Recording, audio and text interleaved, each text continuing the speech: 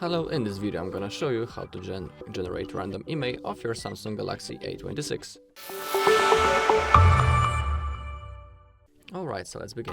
So we are on the IMEI.info page, just like always, and now all we need to do is to type the IMEI number right in here in this bar. Also, if you don't know how to check the IMEI number of your phone, there's a video on our channel when I'm showing all options of the Samsung Galaxy A26, and then I'm also showing you how to check the IMEI number. Okay, so once it's done, all you need to do is to click on this blue button, check IMEI.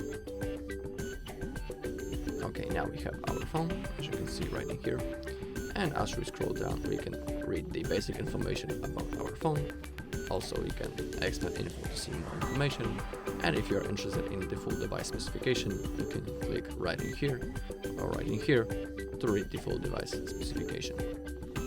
Okay, but we need to scroll down a little bit until we find the random IMEI generator, which is the third option from the top. Okay, so let's click on it, and now on this blue button, generate random IMEI.